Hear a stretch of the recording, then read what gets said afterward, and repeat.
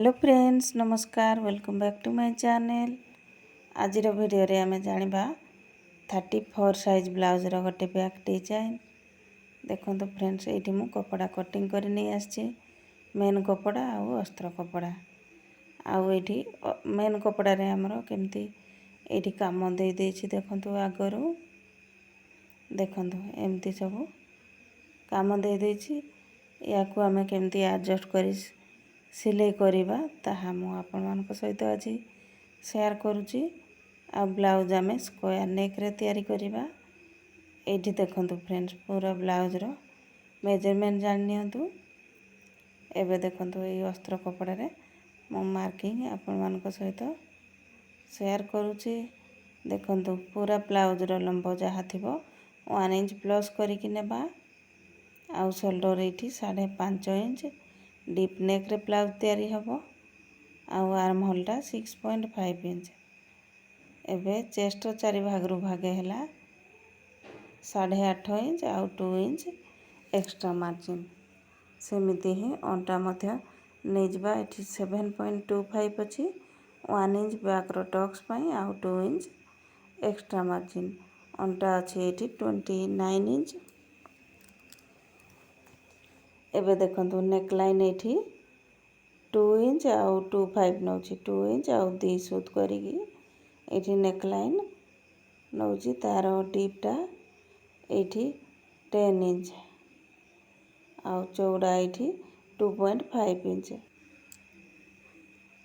देखंतु एबे एठी लाइन करतबा आउ नेक लाइन सहित एठी लाइन टाणी की मिसे नबा। तापरे याकू कटिंग कर नै जबा। देखंतु एठी मोर कटिंग हे गला अस्त्र कपड़ा।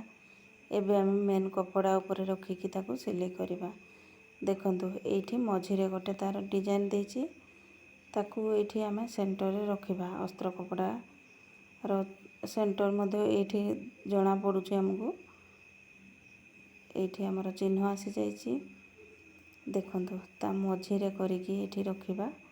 हमर डिजाइन टा जेमती सेंटर जगह रे आसीबो। तापरे एठी देखंतु मु मझी रे गोटे पिन लगै नेली। एबे हमें गळा को सिलाई करबा। प्रथमे गोटे साइड को सिलाई कर नै जबा। देखंतु गोटे साइड सिलाई कर सारला परे एबे हमें आ गोटे साइड रो गळा को मध्य सिलाई करबा।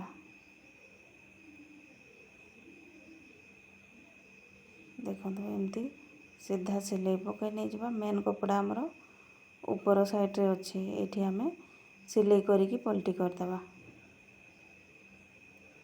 देखंतु एबे अंटा साइड को सिलाई नै जबा। मार्जिन हमें समान रखी की आ सिलाई कर नबा।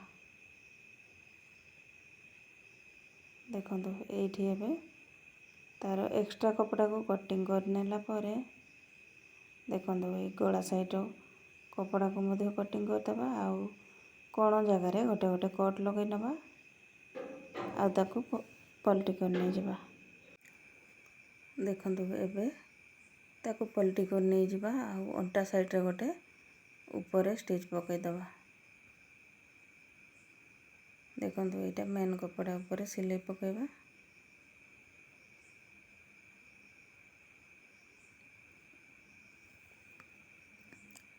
देखंतु एबे गळा को साइज करी की या ऊपर मध्य गोटे सिलाई पकै नै जबा। तो बिना पेस्टिंग पेपर रे हमें तैयारी कर नेबा गळा को। आउ या ऊपर हम लेस मध्य लगै नबा।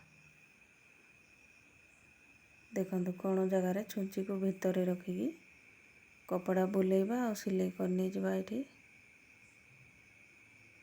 एबे देखंतु पूरा ब्लाउज को आ सिलाई करबा।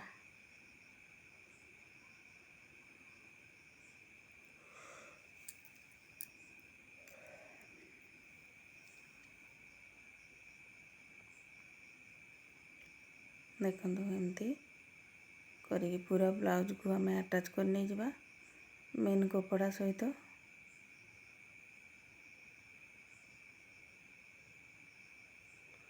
ଦେଖନ୍ତୁ ଏବେ यार एक्स्ट्रा कपड़ा को कटिंग करनी जावा।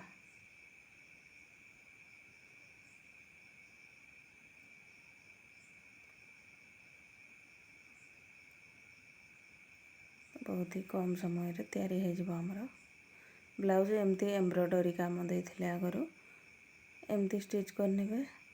एबे देखंतु फ्रेंड्स आमे टक्स लगेबार एठी सीक्रेट मु आपण मान को सहित शेयर करनोची। देखंतु एठी आमे एक्स्ट्रा मार्जिन नेथिले 2 इंच ताको मार्क करनबा। 2 इंच छाड़ी की एमती ताको फोल्ड करनबा। फोल्ड कला परे सेंटर रे गोटे मार्क कर देबा। एटा हे जिवो हमरो टक्स पई मार्किंग।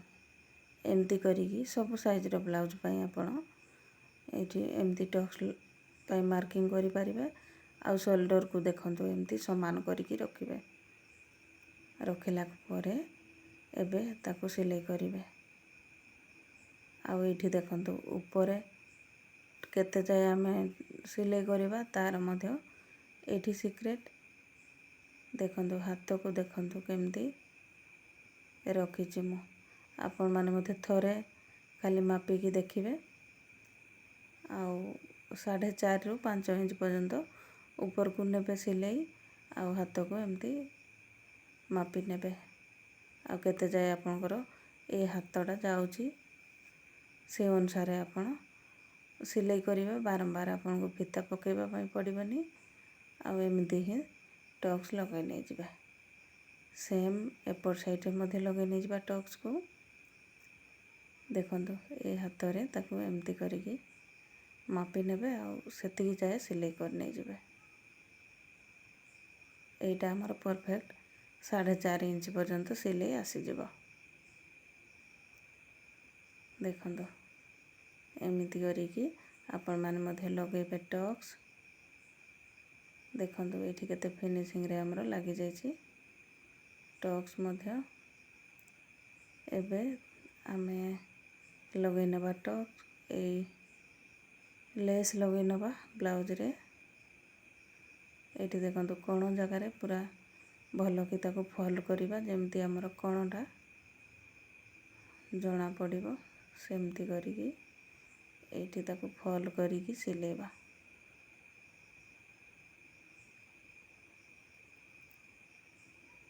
देखंतु एठी साइज करिकी ए लेस रे मध्ये स्क्वायर शेप नै आसीबा।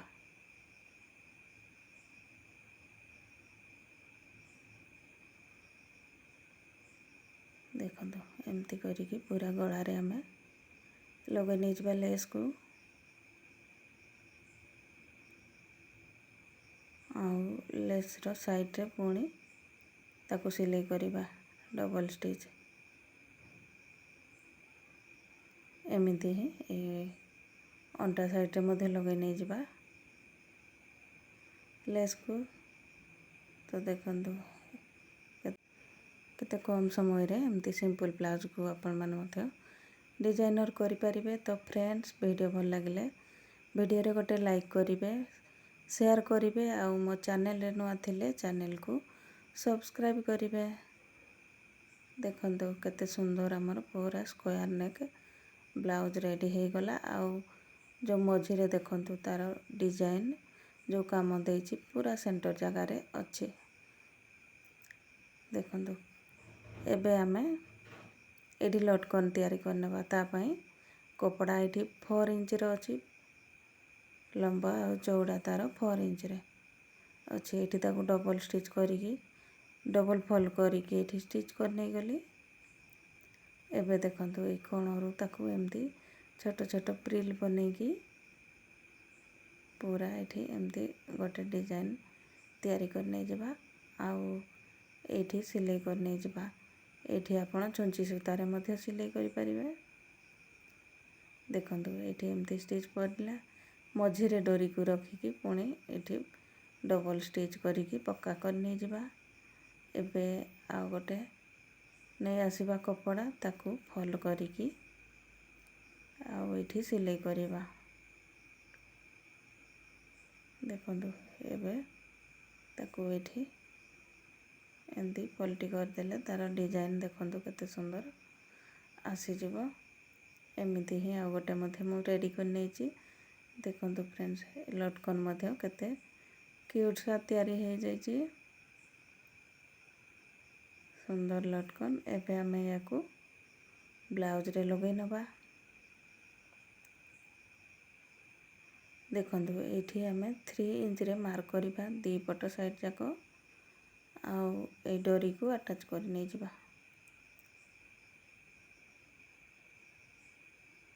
ଦେଖନ୍ତୁ ଏମିତି ଡବଲ୍ ଷ୍ଟିଚ୍ ପକାଇ ନେଇଯିବା ଆଉ ପକ୍କା କରି ନେଇଯିବା। ଏମିତି ହିଁ ଏପଟ ସାଇଡ଼୍ରେ ମଧ୍ୟ ଲଗାଇ ନେଇଯିବା ଡୋରିକୁ। ତ ଦେଖନ୍ତୁ କେତେ ସୁନ୍ଦର ଆମର ବ୍ଲାଉଜ୍ ତିଆରି ହେଇଗଲା, ରେଡ଼ି। ତ ଫ୍ରେଣ୍ଡସ୍, ଆପଣମାନେ ମଧ୍ୟ ଥରେ ଟ୍ରାଏ କରିବେ। ଆଉ ଭିଡ଼ିଓ ଭଲ ଲାଗିଲେ ଭିଡ଼ିଓରେ ଗୋଟେ ଲାଇକ୍ କରିବେ, ଆଉ ଚ୍ୟାନେଲରେ ନୂଆ ଥିଲେ ଚ୍ୟାନେଲକୁ ସବସ୍କ୍ରାଇବ୍ କରିନେବେ। ଦେଖନ୍ତୁ ଫ୍ରେଣ୍ଡସ୍, କମ୍ପ୍ଲିଟ୍ ବ୍ଲାଉଜ୍ ଡିଜାଇନ୍। ତ ଫ୍ରେଣ୍ଡସ୍, ଆଜିର ଭିଡ଼ିଓ ଏତିକି। ପୁଣି ଦେଖା ହେବ ଆଉ ଗୋଟେ ନୂଆ ଭିଡ଼ିଓରେ। Thanks for watching.